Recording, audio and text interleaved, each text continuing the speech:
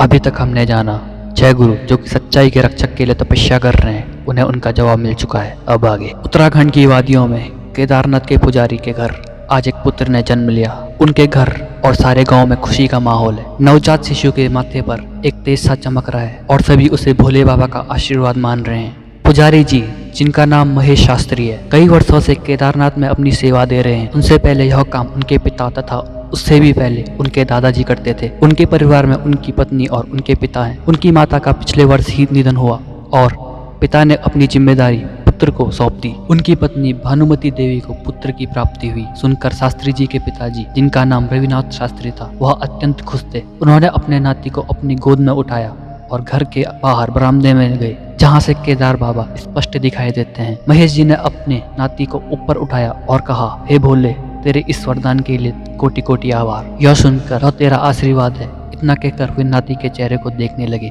जो कि शून्य था, किंतु उनके माथे का तेज सब कुछ माया कर रहा था। महेश शास्त्री जी ने बड़े धूमधाम से कुछ दिनों बाद पुत्र का नामकरण किया। केदारनाथ के सभी बड़े व महान पंडितों को बुलाया गया। गांव में भोज का आयोजन हुआ और सभी पंडितों ने पूरे विधि विधान और पंचांगों को मद्देनजर रखते हुए बालक का नाम शिवांश रखा, अर्थात शिव का अंश। उसकी कुंडली बनाई गई और सभी आश्चर्यचकित थे कि बालक की कुंडली इतनी प्रबल थी जैसे स्वयं गणेश जी उसकी कुंडली लिखने आए हो। उन पंडितों में से एक पंडित ने कहा, शास्त्री जी, यह बालक साधारण बालक नहीं, यह विशेष अवतार धरती पर अवतरित हुए हैं। ऐसा आभास होता है शायद प्रभु के द्वारा अपना कोई नेक कार्य करवाना चाहते हैं। इतना सुनते ही बालक शिवांश, जो कि काफी छोटा था, केदारनाथ की तरफ देखते हुए मुस्कुराने लगा।